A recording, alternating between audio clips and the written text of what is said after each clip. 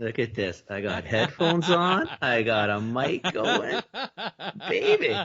If Huh? only people could see you now. Hey, no video.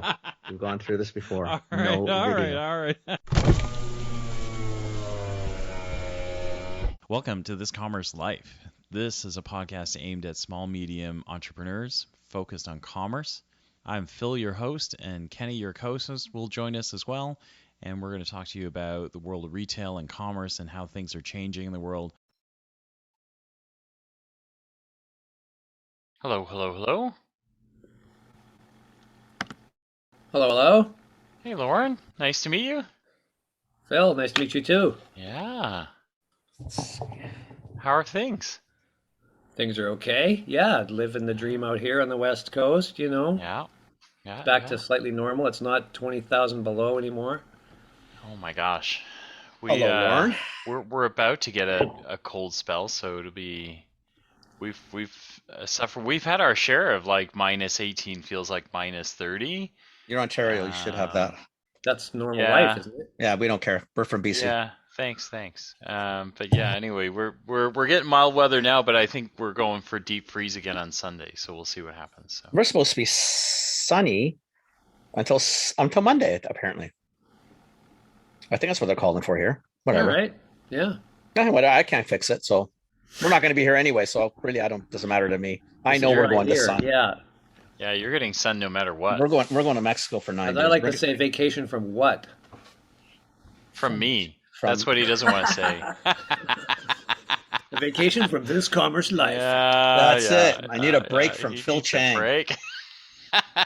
Too much Chang. It wouldn't surprise me. We spend. You're so we went from like spending, kind of an hour a week together to spending a lot of time together. Oh my God, like it's crazy how much time we spend together. Time. Yeah. That's like the Beatles, though. You got to put in the time, right? This is your Hamburg. It's true. I like that analogy, Lauren. I like it a lot. I am all over that one, man. Yeah. Okay, that might be that's the first time that we've had like a Beatles kind of thing thrown. I'm all over that one, man. All over the guitar in the background there. I know what's going on. Oh, Phil's all over. Exactly. Yeah. Oh, look out. I love it. Look out. You know what, Phil? We should record these so in 50 years we could show them on a Netflix special. Or a Disney Plus special. People will want to know. Oh God! This interview will come up. It'll be the Lorne Craig episode. People What went on in 2022? Re-edited, remastered for the massive screen. Absolutely. Oh my God! 800 millimeter film, because by then that's probably what it'll be.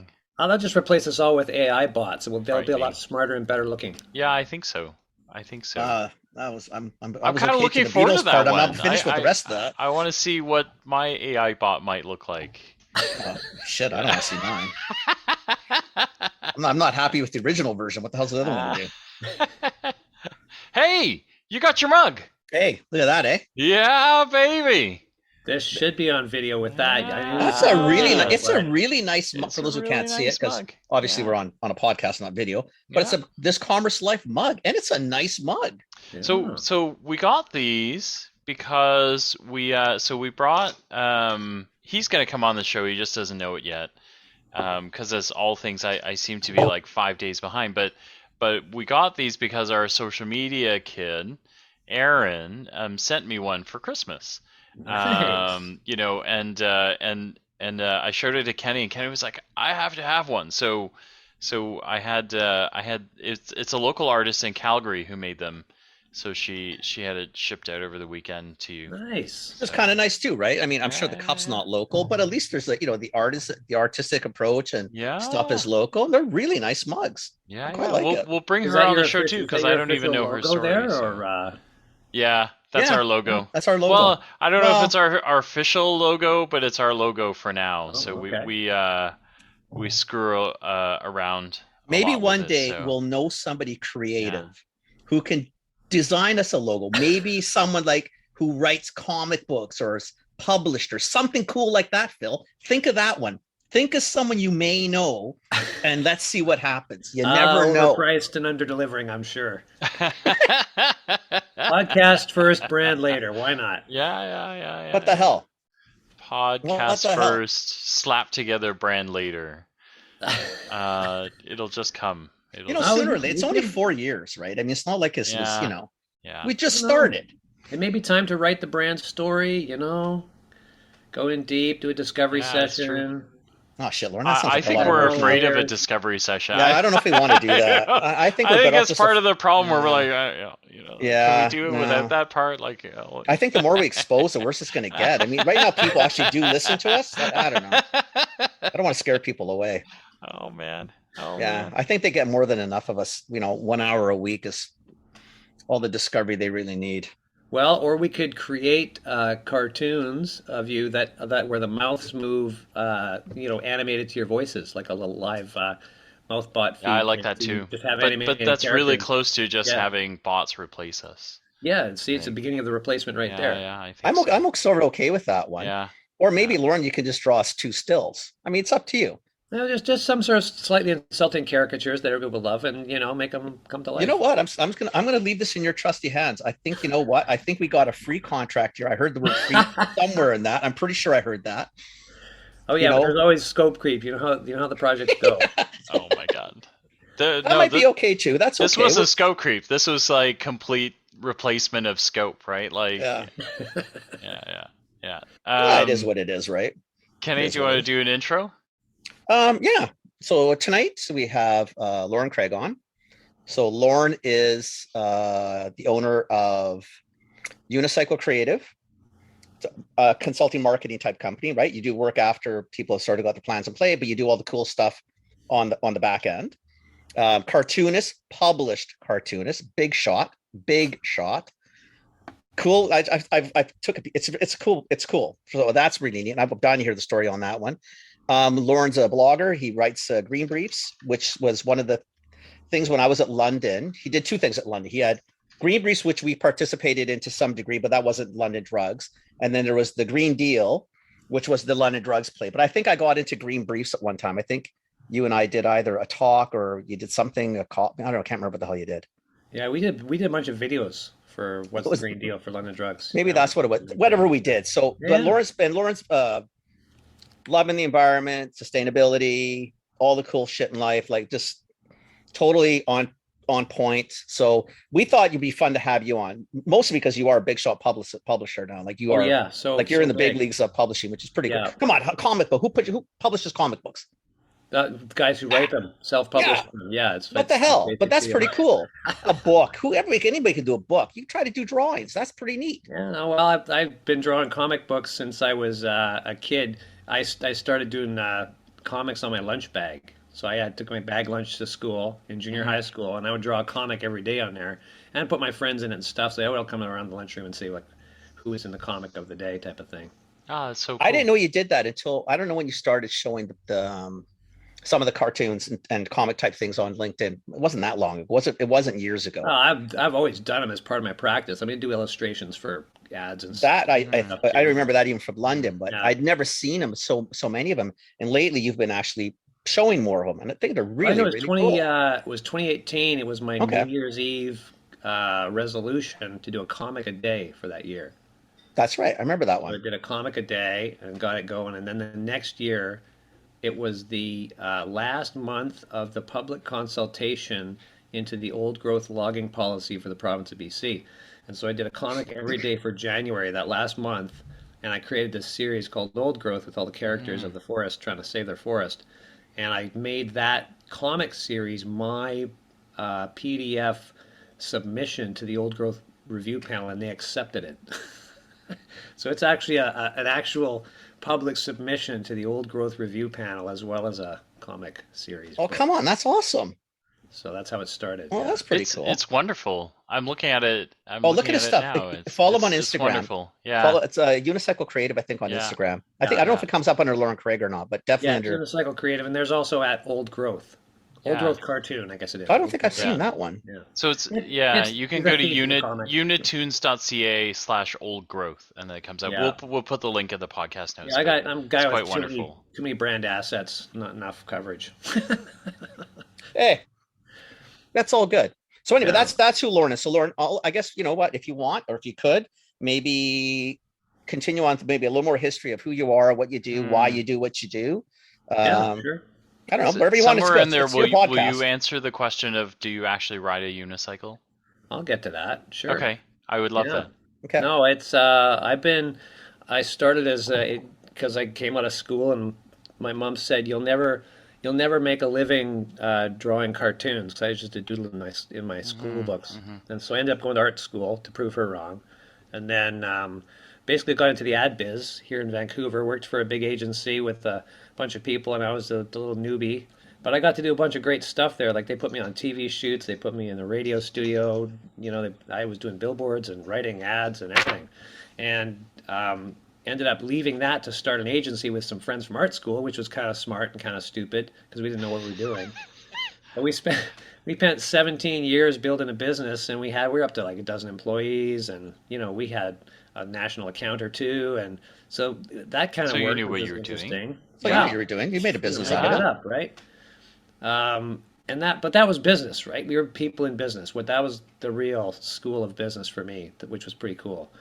And then when my kid was really small, I decided I wanted to pursue my sustainability side of my brain, and so I bought out of that and started Unicycle Creative because I wanted it. And why did I call it Unicycle Creative?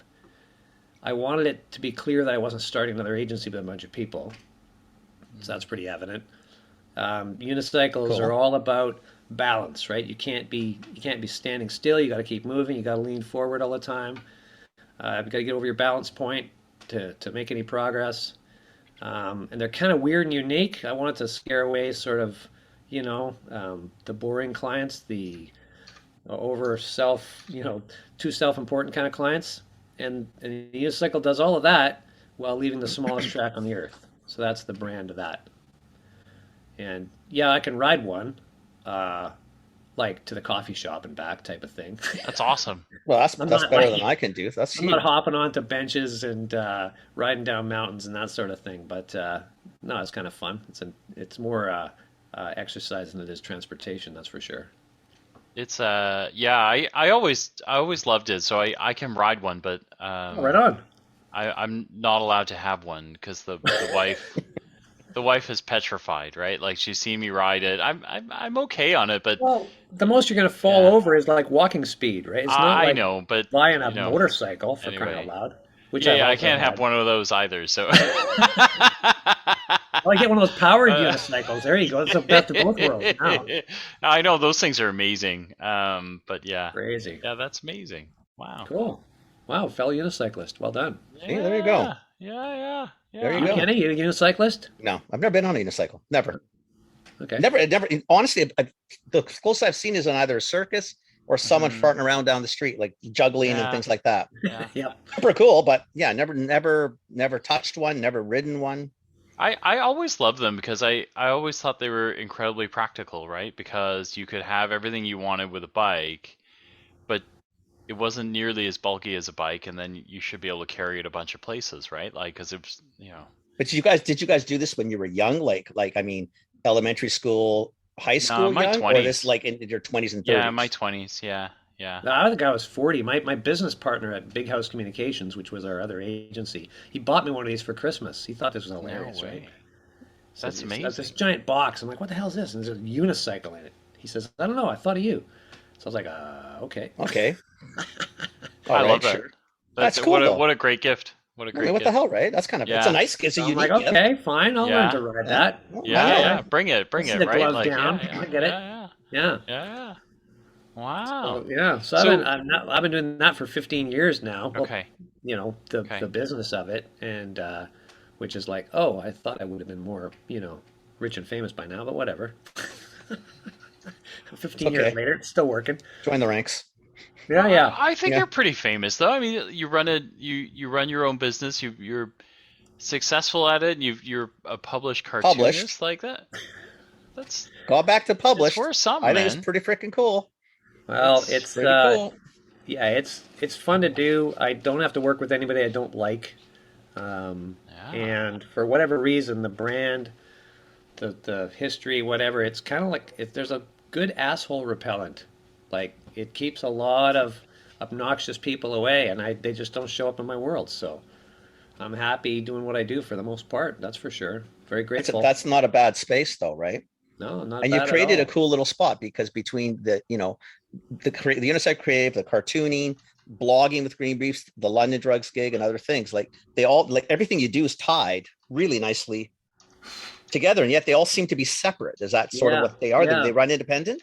yeah. Well, um, I'm glad it looks coordinated. It's just more like whatever was interesting at the time, I think. One thing that has been consistent has been the London Drugs business. Like I started working with London Drugs in 2008, right after I started Unicycle Creative, and have been working on the brand ever since, and really cut my sustainability chops, putting it into practice with them, and proceeding all along through development of social media and working with other brands, and you know getting into creating and editing videos, and lots of interesting work come through that relationship, and I've been super grateful for that one too. Which is pretty cool too, because you also get it shows you how you can commercialize a still a cool thing. You know what I mean? Without making it icky. Like it's good for business. It was good for London Drugs to go down this path. It made us, because when I was with them, it made us different. Like not everybody in our size of retail was talking this and trying to buy sort of around these concepts of, I mean, 'cause this is like 14 years ago. So Yeah. like even when I was buying, there wasn't a lot of option. There wasn't like there's a ton of organic options. Recycling was Mhm. obviously a thing, but it was really a small thing. Hmm. Everything we talked about in recycling was either paper or you throw, don't throw your bottles away, or like very basic, not a whole ton of 1, 2, 3, 4s and 7s, or Yeah. whatever it was. I mean, they were starting to come out, but it wasn't like it is now. It was still pretty cutting edge, I think, Yeah, anyway. for sure. Well, and people like you, I remember interviewing you for the video we did, for the sustainability video we did to describe, um, because we had several tracks of it, right? We had the recycling program and waste management was part Right. of it. Sort of operations and energy was another part, but the whole green product side and what we were able to offer customers, like we had stuff because you were buying all kinds of amazing coffee and food Oh products and yeah. stuff like that. We had stuff that was comparable to a, small niche organic kind of food store, and it was there at regular retail price. So I think that leadership was awesome, and working with the people like your knowledge and Cedric Tetzel, his knowledge on the Oh yeah. electronic side, like there's some hitters there making good decisions, and it was really good to learn, you It know. was fun though, right? And again, though, because at the end of the day, it's a for-profit enterprise. But I think so many people didn't understand. You could do good, and you could make money while doing the good. Like I know, scary Kenny, thought, Phil. I how know. could you even? It's a podcast on business. We're allowed to say that. We're not in church here. It's all good in the hood, right? Well, it's all coming to roost now. Like, you've got supply chain. There is no more supply chain opacity. You know, you saw what happened with the Lululemon story for their Olympic Hmm. products. All of a sudden, it's like coal-powered clothing brand is like some factories where they made them were made from electricity powered by coal, and that made it all the way to a headline. Like that Right. would Yeah, never have yeah, yeah, happened 10 years ago. No, my yeah, God. yeah. No, not even close. So like that whole doing good, making money, there's a carrot side, but there's also the stick side. You stick your foot in it and somebody catches you, it's not good for the brand. And that was always what Clint said to me. He said, "You're kind of our BS detector. You got to watch out that we don't stick our head too far up and Hmm. get it chopped off." Yeah, I And mean, so you don't want to far, be greenwashing, crossing right? my fingers and toes, we not many missteps, if any, have been made. So congrats to them for toeing The the line. Lululemon one was very surprising to me. Like with all the things that they had done, The big miss. I guess it happens to the best of us, right? Is sometimes you really do get to a place where you think it doesn't stink. Like nobody can smell it. Like nobody can smell it. Like, it's all roses here. Like what do you mean? Well, There's nothing everything's got stinks in here, right? footprint. Like There is no unstink. Everything's got a yeah. footprint. So, Right. you But can I'm have the I'm just most. surprised, right? I'm surprised at the thoroughness. Like when you look at the work that they do, they're mostly thorough at what they do. So I would have thought that they wouldn't have gone that far, knowing that. Like how could this not come up? I guess That seemed like a is big really miss to me too. Like to me, when I think yeah. of misses, like Yeah.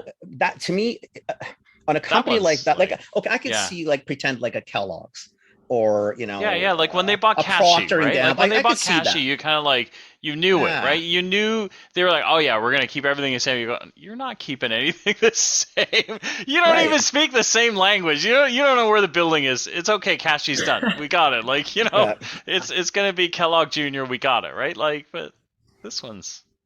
I was surprised on that. I was surprised they missed.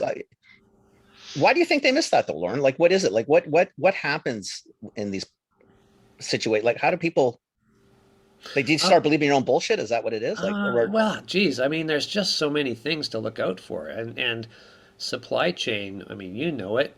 There's so many details in there, and unless you've got a super watertight process and everybody follows everything, and your suppliers tell you the story that's true, you know, because you're just lots of times depending on them, unless people are flying there to verify it and inspecting. But it's Lululemon. I think that's where I still don't get how you like. I get if you and I decide to import something tomorrow, we'll do our due diligence. But unless you're going to go to the factory and really get to know the factory, like you're sort of you're walking kind of blind. Like you might see a little bit, but you might not see all of it. You would think a Lululemon would go in and I mean, shit. I mean, okay, you turn the lights on. Hey guys, how do the lights come on here? Is this hydro? What is this? Like, what's this coming from? But Lululemon, they're, I think, more about lifestyle than sustainability compared to someone like Patagonia, who runs an ad that says, "Don't buy this jacket." Yeah. You know, that's a sustainable company. They say we'll repair it for life, bring it back as used, and we'll resell it. You know that they're not quite closed loop either, but that's more. You know, I bet that they don't have a factory like that. You hope they don't.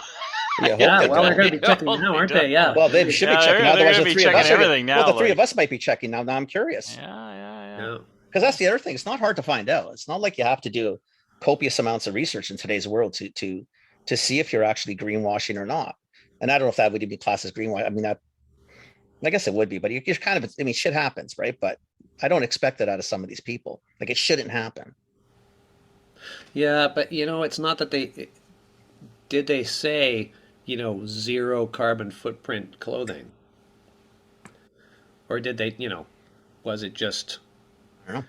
Because that's where the greenwashing would be coming if it was a claim. On that side of it, right? Yeah, I'm not sure exactly how they we won't know now. Up. The website would have been revised by now.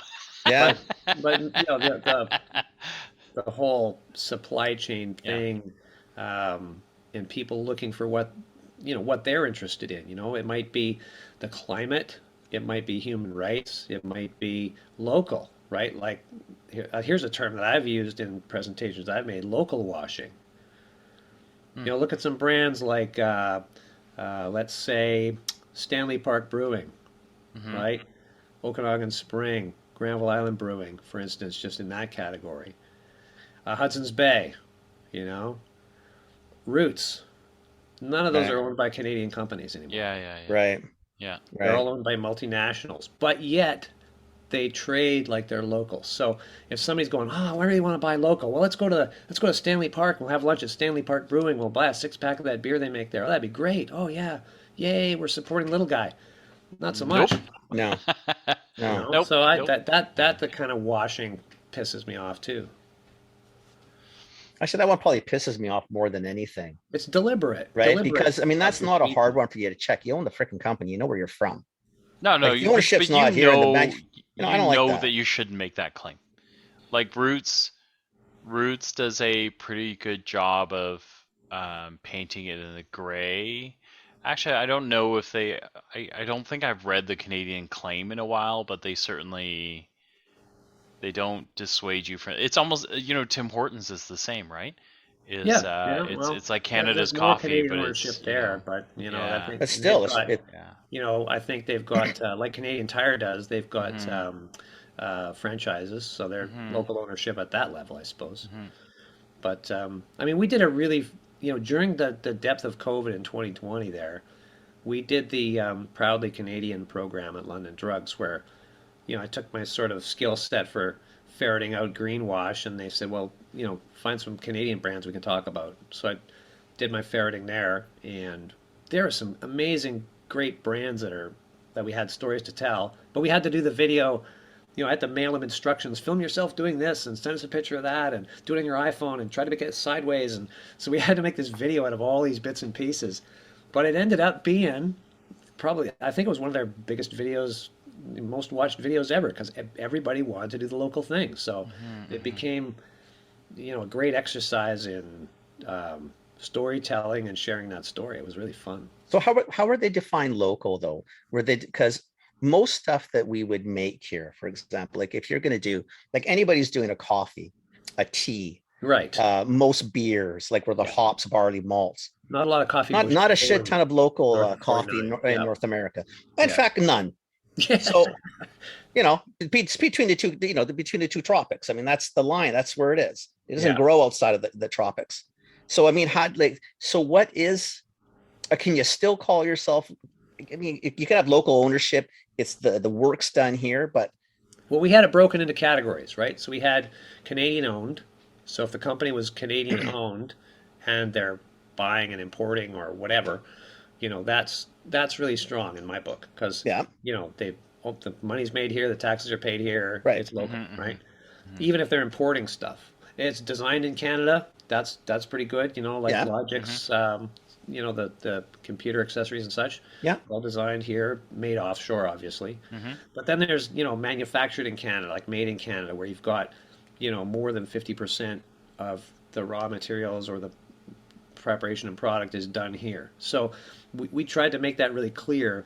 Okay, this is a proudly Canadian proud brand because it's owned here. And okay, this is a Canadian-made product. It's built and made here from local ingredients type of thing. So again, transparency. You tell people as much as you can, and they can make the call. But we tried to make sure there was nothing that was overtly, just one thin layer of Canada and the rest was, something else or ownership somewhere else. Right. Yeah. I guess for me, it's ownership is the big one. I'd like that too. I like when it's, for lack of I like when it's our people owning our stuff in our country, and it goes to our country, whether control. It's about all of it. It's about the control of it. You know what? To your point, the taxes go here. It goes to our hospitals, to healthcare, it goes to education. You're hiring employees who live in the country who also contribute. It's about, not being, it's tough to do anything on your own in this world anymore. Like it's very difficult. Like you have to play outside of your park. But it's nice if you can at least own a good chunk of the park, right? Yeah. Control some of it, I hope. Yeah. No, I think the control is huge, and the taxes is huge. I'm a little sick of that race to the bottom for corporate taxes around the world. It's good to see that some organizations globally are trying to put a basement on that. Minimum 15% tax or something around the world. We'll see. But we'll see. Yeah. I mean, I don't really understand that either. It's not a person you're impacted. It's not. It's an entity. It's a legal entity. What's the difference if it pays some extra tax? Really? Yeah. Well, and the whole e-commerce thing of people, ordering stuff all from south of the border, one box at a time instead of going to the store and getting it. I don't know. Where do you think that's going? Are we all going to just turn into ordering bots? Well, Phil and I have been talking a lot about that lately. That we've had. It's probably since this year started. We've had a couple guests on, and we've talked a lot about it. Is trying to figure out, I guess, how do we do better, like as two individuals, and not just focus on. I mean, the recycling part is great, but we learned a lot about that in the last couple episodes ago. That not everything that you think you're doing really good. Really not that straightforward. You know what? And we're proud of yourself, and you're thinking, you know what? Shit, look at me. I am the guy. I'm doing my part. And then you start digging, and you're thinking, but it's not even going into recycling, or they can't even do it here. What are they doing with this? So I felt good a minute ago. And then I'm thinking, well, I don't feel any good anymore. So then we're thinking, okay, what are the other ways we could do it? How do we buy more local? So I go online, right? And I type in, let's say I did the 100-mile diet, and I wasn't interested in the diet. I didn't want the stupid book. I didn't care about the book. I know the book's out there. I wanted someone to tell me, okay, Vanucci, you want 100 miles of home? This radish comes from that farm. You go to Lorne's produce store, and that's where you buy all the beef. But I couldn't find any of that. I couldn't find. Tough. But you get back to your coffee argument there. It's like, okay, 100-mile diet, except for I gotta have a an except for category. There's got to be an except for, but a lot of it doesn't, because I did some thing. Apparently, we do grow some small amounts, obviously, but some wheats in our areas. We can grow Yeah. some wheats in the interior. So again, you're not making, Western family, Western company bread scale, but you could do artisan type thing. Yeah. To your point, the coffee is a tough one. Tea is a tough one, obviously, but where are your meats coming from? How are they fed? How are they treated? Yeah. All those type of things. But Phil and I were just struggling to find, which is another reason why we really wanted you on the show as well, is to sort of really, I mean, if you want to be, we're selfishly, we're trying to get you to help us. Okay. Lorne, make us better people. That's what Phil and I want. Wow. Yeah. Gee, that's sorry. Okay, no problem there. I just met you. I apologize. Okay. Well, first of all, I will fix us. First of all, let me absolve you. Oh, thank you, sir. Yes, because it's my personal opinion that even by participating in a faulty, let's say, recycling economy, where corrupted streams of stuff are going to other parts of the world where the plastic's getting burned because somebody was too lazy or trying to make a buck or whatever, or even the other flexible packaging recycling program that stewardship program that BC has now, which the stuff is getting made into engineered fuel because it's too messy and too many numbers to figure out and too many layers of plastic and they can't really recycle it and separate it. What all that work is doing is it's demonstrating a demand. It's demonstrating and creating a demand, right? It's creating a pile, saying, okay, wow, people will do this, and you end up with this much stuff. It's like, okay, A, this is a problem, and B, this is an opportunity. So if everybody just gives up and doesn't do it, you don't get that drive from that end, right? To show that, okay, all those containers of stuff sitting out there in the bay, they're going to end up in the landfill unless we create a more circular economy. So I think participation is good, even if it's not perfect, right? So I wouldn't feel bad about that. I think You're that's a good guy. Good. You're making us feel better. Well, that made me feel, there you go. See? That's the best we've felt in 2022 about ourselves with this topic. So that's good. So no, and the other thing that I think is key is writing the letters. It's old school. It's kind of little old lady stuff, but you get out your little typewriter and you write letters to your politicians and you put them in an envelope and you lick the stamp. It's like, I don't know what the metric is, but it's way more effective than sending an email with one of those, everybody stamps an email, right? And if you ask for a reply, they have to send you a reply.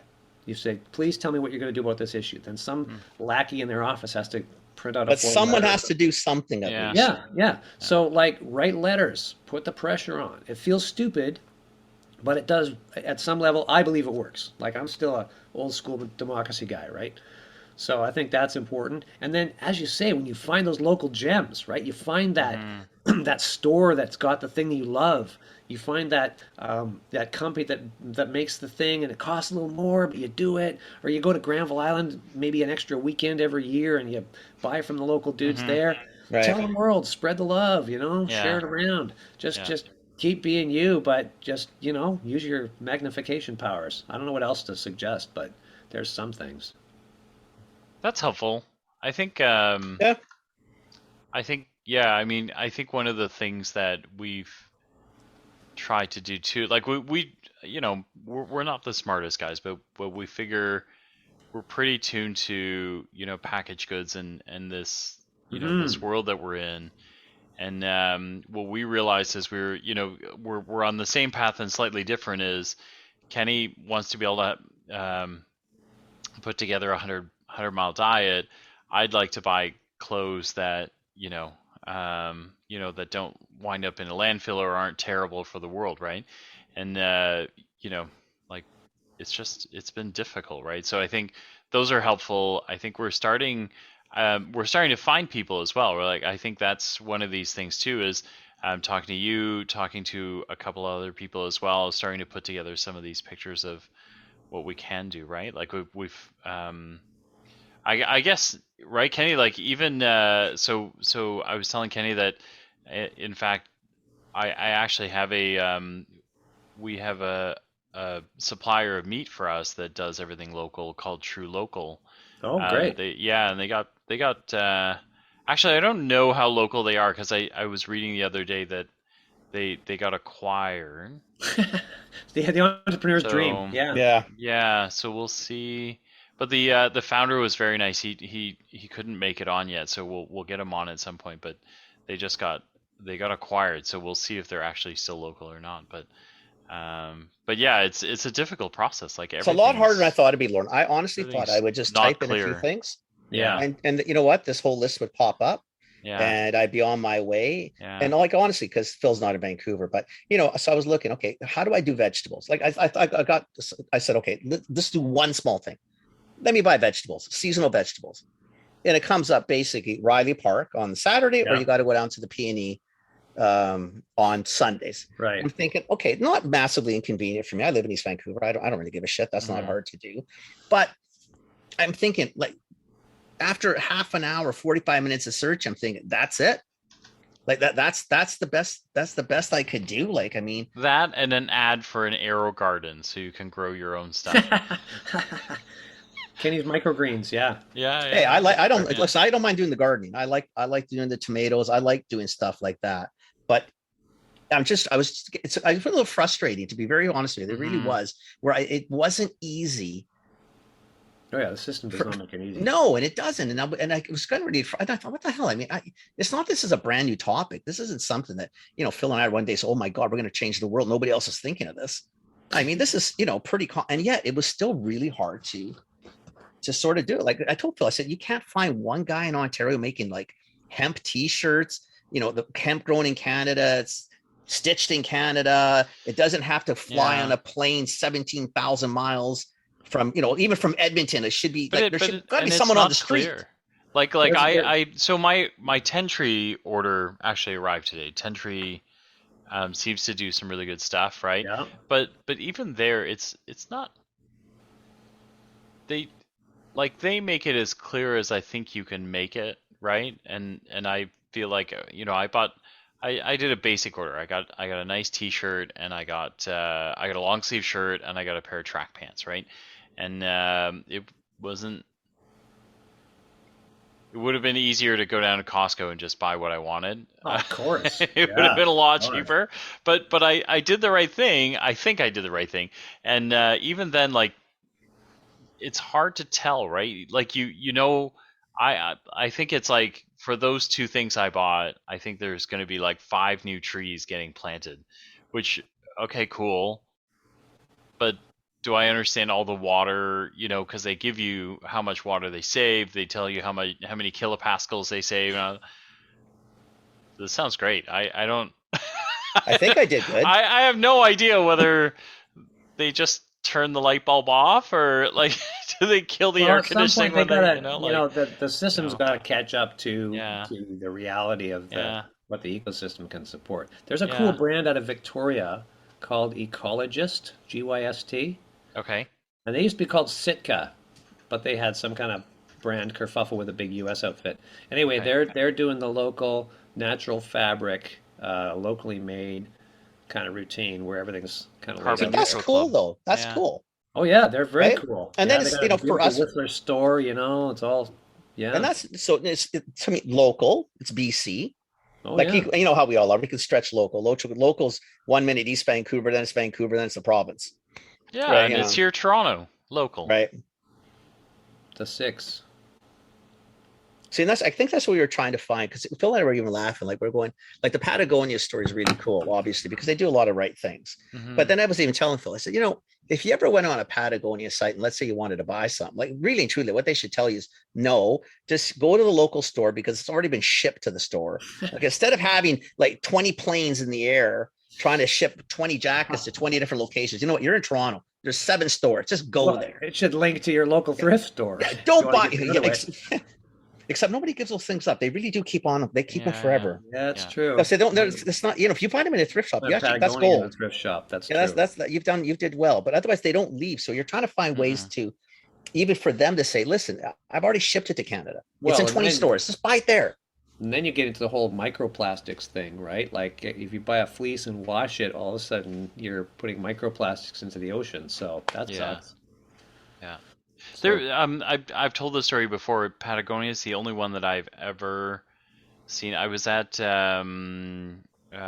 outdoor retailer, like the conference out in Denver now. It used to be in Utah, now it's in Denver, and they were holding a forum on precisely that. So Patagonia hosted a forum on how to take microplastics out, or how to sustainably produce fleece in a way that wasn't going to harm the planet and the water tables. Yeah. Well, they were right down into water tables, and so they had the EPA there. Yeah, that's 20,000 years old. That's old technology, man. But they Golden did fleece, they actually got like all the other. I was surprised at how many fleece companies there were, but they managed to gather someone from each of the fleece companies. They had a round table around, guys, how do we do this? If we keep producing fleece, like we got to keep shit out of the the water tables, and which I'd never seen anyone do before. The fleece filter on your washing machine now. Yeah. Well, I mean, it's there's a lot more catching up to do of bad news as we try to make the good news happen. But what else are you going to do? You keep plowing, right? Well, what? But out of most bad news, doesn't matter what it is. I mean, we don't have as many car crashes maybe as we did 50 years ago that result in the deaths that they would have if the technology of brakes, tires. Like sometimes out of all these tragedies or shit that happens, good stuff does come. No different than this, I'm assuming. You know what? We'll get angry and we'll write letters and we'll do a podcast and we'll have you on. And maybe someone else will say, well, shit, I can do that. I'll give you guys a webpage. Here's 12 butchers within 3 miles of your house and solve that, or whatever it is. Or someone will say, you know what? I should do more gardening in my little area, or whatever it is. Maybe I guess it's how it starts, right? It's got to start here. And there are some of those things out there, and but it becomes hard work, right? And then you get companies doing what I call the catnap. That's the acronym for cheapest available technology, narrowly avoiding prosecution. Right? So lovely. Yeah, you end up trying to get people to do the right thing, and they're looking at the website and it looks pretty good, and then you find out it's not quite as advertised as they say. Right. So I have a question for you, though. I got a question for you guys, because I meant to ask this. Because I heard somebody else doing the reverse interview on you, and I thought I got to do that too. That's good. that was just like a couple episodes ago. I can't remember who did that to us. I thought, hey, it was get your own podcast. Yeah, he has his own podcast. It was Hayden. It was Hayden. Yeah, that's right. Yeah. So go ahead, Lorne. As a creative guy, right? What is the most valuable thing that creative guys can do, or girls, people of whatever, can do for retail brands? Like, what's our most best value? What do you think works? Oof. As creative folks, what is the thing that we can do that helps brands the most? Yeah. I think it's to me, it's about looking at the brand from a different viewpoint, because I don't know, I all these brands that we've worked with, every one of them, they drink the Kool-Aid and they're in, and I think as creative folks, I know we see the world a little bit different, right? Everything's not quite 90 degrees. It's a little hair out of square. And so I feel like that's the value you bring the most, is you come in and you look at it, and I haven't drunk anything yet. I'm just looking at it from a purely outside point of view. And Kenny and I talked about this, I think in one of the latest episodes, but like being authentic to who you are, right? So being able to take that creativity and then pair it with just a tiny bit of courage to be able to say, listen, man, like you may or may not hire me after I give you this feedback, but here's what I see, right? Like I know what you see, but here's what I see, right? And then but 9 times out of 10, they appreciate the feedback, right? Because they They can't see it that should way. appreciate. I think that's. I think what I think we're Phil. You got to make sure that what we're saying is truly honest, first off, and not be scared to challenge it, like, and show it for what you see it is. So, and that's like really and truly, I mean, like Phil and I do it, like we talked about it, even from a consultative sort of side, right? You can get contracts all day and work and make money, right? We can. I mean, it's not the end of the world, but it's trying to pick people that align with what you really believe. So if someone's going to come in and I'm going to hire some just creative work with the coffee companies or the tea company or whatever I've got going on at any given time. I would rather they came in and just straight good at, right? Just, and if you know, like, just don't let me continue drinking my Kool-Aid if it's shitty Kool-Aid. No matter how much you think I believe it, I'd rather someone just say, listen, you know what? You're full of shit. That what you're saying is not. I'd probably respect that and like that more. I mean, because I'm pretty tough skinned. I'd rather learn from it and have straight goods so that I don't end up at a spot where I really do. I don't want, I mean, I can believe my own bullshit on any day very easily. I don't need someone to come in and just help me do that.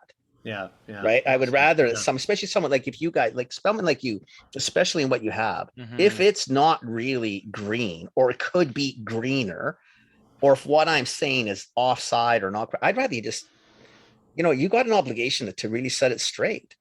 Yeah. Like, tell it the way it is. Yeah, that's true. I think right. You don't get the contract. Who gives a shit? You did. You know what? The guy may be pissed or the girl may be pissed at you, but so what? It may make them think to say, wow, maybe, you know what? Maybe I really got to maybe I got to change this up a little bit. Maybe I'm a little offside. Sometimes it's almost the opposite of that. What I've experienced where, like, I go into what a brand's doing and, they'll say, oh yeah, we're doing this and this and this. This is really great. And I'm like, well, what's this over here? Like, oh yeah, well, we always do that. It's like, are you kidding me? You always do that? Nobody else does that. Yeah. Oh, I don't know. We just do it that way. It's like, well, dude, there's your story. That's you should be telling me. That's the first thing you should have led with. Exactly. So then it's like, guys, like, wow, yeah, this guy came in and he was super smart. It's like, yeah, I just borrowed your watch to tell you the time. That old trick, and off you go, right? But I don't think a lot of people do that. Sometimes. But I think the problem with it's not even necessarily creative. It's anybody who's in sort of the consultative side where they're coming in to try to help companies. A lot of times they'll just go with the story. They won't do what you did, which is point out, hey, buddy, look at that there. Right. And that there could have been offside or onside. Yeah. But either way, someone needs to look at it. Because it either might enhance the story or detract from it, so that you're helping. Not again, like Phil said, I think the challenge a lot of times is people are so interested in closing the deal and getting the gig, and they forget about really the obligation is you can make money, but try to stay true to yourself too, right? Yeah, it's all and just I'm sort of a little further down the path of the career now. But that's the difference too. I think age, the three of us are a little farther down. It changes the game too, right? I don't need to work with assholes anymore. I don't need every gig that comes my way. No, it's also definitely a nice preventative measure, right? Because it's very much a bullshit meter test as well, right? Is if you come in and you share that feedback and they get angry about it, like, true to myself, because I think that's one thing that Kenny and I both love about doing what we do is we don't work with people we don't want to work with, right? Like like it's very much about working but having a lot of fun and then being happy, right? And so, like, being able to say the freedom to be able to give the right feedback, or the freedom to give the feedback that's in my head and not the one that I know that they want to hear, is really freeing, because if they don't like it, I know they're not a match, and I've done the piece I needed to do, and I can go away now, right? And then you don't need to be angry. Go find somebody who likes your opinion, and then right, like find another one. For sure. Yeah. I have a question for you, because you had Unicycle Creative around 15. You've been doing it for about 15 years now. Yeah, 14, 15, something like 14, 15. That's come up too, as we talk to a lot of very talented people. Do you see How do you keep the life cycle going on? Because they're like, even though there's a mandate for you to be happy in everything you do, there's kind of, does it ever get mundane? Like, do you ever wonder, is this kind of what I want to keep doing? How do I keep doing this? Or you're kind of like in a really happy place that you're not, those questions don't come up. Yeah. Well, no, it's Groundhog Day is a real thing for sure, but Hmm. one thing that for good or for ill is I like to say my alternative tagline is too many things for too many people for not enough money. Because it's like I I grew up as an art director, learning an illustrator basically, and then when I got Hmm. into our own agency, I had to do a lot more writing and creative director stuff. And then the computer era came along, and all of a sudden it's like, oh, I really like video editing, and oh, geez, now there's social media and stuff, and oh, I'm kind of interested in all that. Ooh, ooh, ooh, like a squirrel, right? So I'm always interested in kind of the next thing. So pretty soon I'm an inch deep and a mile wide, and just trying to keep all these little Yeah. things going and figure them out. And then you've got all the brands and all the things they're doing. It's like, oh wow, retail. Yeah. I'm really curious about that. You started to go down that rabbit hole for a while, and Right. then into real estate, and well, that's pretty wild. And what are they doing with building codes and all that? And pretty soon, it's like 10 years later. It's like, what happened? You know, I don't feel like I'm any better at any of these things. I've just gotten more things to do. Right. Yeah. So the curious mind, the squirrel mind, keeps me pretty occupied and working with funny people. Like, man, I work with some funny people. They have a meeting, and it's just sometimes I think half my job is just to bring a good meeting to someone's day. It's like Hmm. you just lighten things up a little bit and kick some stuff around, and pretty soon there's ideas flying. So it's not a I don't get bored any day ever. It's just more sometimes I feel like, man, how come I'm not, to use an old reference, The Far Side? How come I'm not famous like the Far Side guy with my Hmm. cartoons? And how Right. come I'm not, in New York with my big Hmm. brand ideas working for, Patagonia or whatever? It's like Yeah, yeah, yeah. I feel, but Vancouver's like that too, right? It's the land of the multi-specialist. You can't quite be the guy that draws Yeah. left-handed widgets here No. and make a career out of it. You got to do a ton of No. things. So that's a long answer to a short question. It's Hmm. it's just constant reinvention and technology. It's on the go, and brands Hmm. and things are always interesting. And sustainability, God, every time you turn around, there's a new issue there and a new thing to dig into and a new way to measure it and a new story to tell about it. Now you get up the supply chain into the tier two and tier three things, and you're talking to some supplier of some supplier, and you're like, well, what? Really? You guys do this with your waste? You got to tell that story. Like, send us a video, you Yeah, know? yeah, So Right. there's yeah. always something going on. I love it for Yeah. that. That's amazing. That's Definitely really an amazing. interesting space. Definitely an Yeah, interesting space. yeah. And then there's the rush. Like sometimes you're trying to crack that idea, and especially naming a product, like a new, fresh product. Somebody's got, I've invented this thing, or I've got this formula, or I've got this company, and we're going to expand, but we can't use this name anymore because it's out of date and it doesn't say what we do. Or we discovered that somebody sent us a letter of cease and desist because Hmm. Lucas owns it or whatever, and all of a sudden you have to name something. And that's really super fun because so many, like the first 10 things, 20 things you think of are taken. Just forget it. Yeah, yeah, Right. yeah, Every dot Right. com's gone. Like, yeah. so that means the name has to kind of be what I call the B side. It's got to be that kind of uh, quirky alternative solution. Like, yeah, I don't quite understand that. And then after you think about it, it's like, okay, I see. Yeah, I see how it works, Yeah. which is the funnest thing, right? And then you got to present that to somebody, and they're like, "That's really weird. Ugh, I don't know." And you're like, "Okay, well, think of the B-side effect. It's not the hit song that you get sick of in a week, Yeah. but Exactly. let it marinate, Yeah. and pretty Yeah. soon it's like, oh, okay, I see what you've done there, Yeah. right?" And next thing you That's know, they bought amazing. the vanity plate, right? So Yeah. Yeah, that's amazing. that's super fun to do. I love the cracking that code. That's Pretty amazing. cool. Yeah, Lauren, Pretty cool. thank you for coming on. This has been amazing. Thanks, Lauren. nice. I appreciate it. Thanks for, and honestly, I'm glad Yeah. thanks for saying yes Yeah, no, we're and really entertaining us for really the yeah. 55 minutes or so. Yeah. And I'm hoping by now, because we haven't talked in a while and you got to know Phil, like, I guess we'll expect renderings of the new sort of logo of Fruito in the next couple of weeks. Like, there's no rush. Like, it doesn't have to be before spring break. Like, take your time. Don't sweat it. Like, it's not a big deal. So sometime in April, it's all good in the hood, man. Well, what do you think, Phil? Do you want a I cartoon? Yeah, I'd love it. Are I'd you love it. kidding me? Shit. I'd love it. All Honestly. right. Well, Yeah. maybe that's what you need.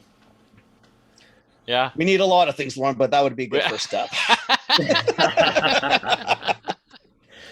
Gentlemen, absolute pleasure. Like, just Pleasure was all Yeah. ours. Thank you. Thanks I a really, lot. seriously, Thanks, thank you. Lauren. I really appreciate Thanks. it. Well, keep And if up the something great cool, work. and if cool stuff's happening, Yeah. or if there's stuff like where you know Yeah. that things that are driving Phil and I crazy, because we're kind of mainstream type of people, right? I mean, but we're trying. So if there's things that you do find to say, hey, you know what, this is some cool stuff where you guys can do a bit better, because our listeners are going to want that too. So I'd love to have you back on. Like, it's open invite, man. I will send interesting things your way. There's lots of cool people you'd probably want to talk to. Love I'd it. love that. That would be awesome. Yeah. Be awesome. That's Right on. fantastic. Really Thanks, appreciate Lauren. it. Thanks. Have a Lauren. wonderful Thanks for night. coming Have a great evening. Thanks. You too, man. Good night. Take care. Ciao for now. Bye. Ciao, ciao. Phil, you gonna stick on for a minute? Yeah. Fantastic. Neat, eh? He's Nice a great guy, right? He's a Such good a nice shit. And dude. he's got, I don't know, Such a like nice he's got dude. such a good energy to him. Like, Yeah. he can pull you out of the, you know, because I mean, seriously, because I think you and I are both in the same, probably like me, I'm always more emotional than you, but I think we're both sort of frustrated with it.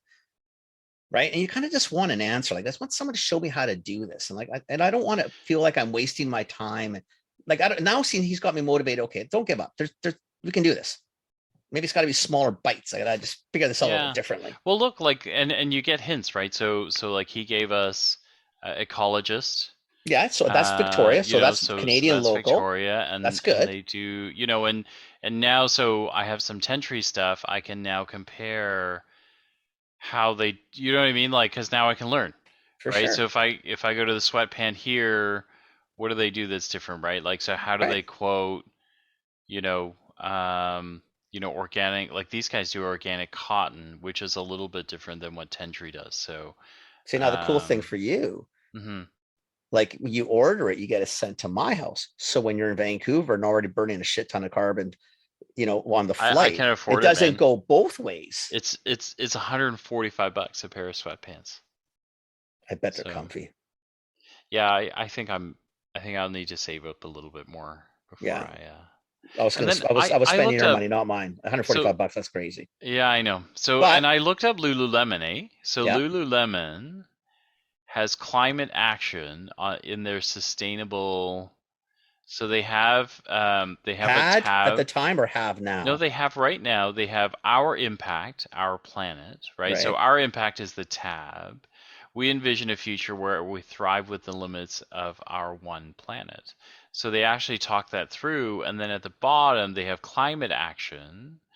They want to meet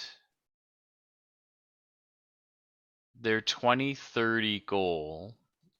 Science-based climate targets achieving 60% absolute reduction in greenhouse gases in owned and operated facilities, and then 60% reduction in greenhouse emissions, and then source 100% renewable electricity. So they aspire to be something. Then do it. And maybe, you know what, though? Maybe they learned from their mistake. Maybe that wasn't there before, that sort of thing. So, now they're thinking, okay, it's great that we say that, guys, but how do we do this? But it's aspirational. So I don't know if this falls into greenwashing or I don't know. Just ambiguous, right? Is because you do, like, these things are not easy to do, but they're not impossible. But on the flip side, to be in a coal-fired plant seriously, yeah. And especially, if you're getting stuff made in China, I mean, use your head. Most of the coal in the Western world goes to China. What's it doing? It's electricity, boys and girls. It's not rocket science. That's what it's going for. So, but you can't tell me, like, the Chinese have some huge hydroelectric dams too. Maybe you got to pay a little bit more to go to the factory that's in a region that has that. So then do that. It's not like you don't have the freaking margins. I know. Like shit. So the pants cost $5 more at the cost of goods. Who cares? People spend $200-300 in the store. Like, what's the difference? It's not like you can't get it back out of the consumer. They love your product. Like, don't hide behind the bullshit that you can't. Well, it's going to be expensive. That's a crock, right? Go, just do it. Yeah. Like, just do it. Yeah. Yeah. Except that's Nike. Sorry.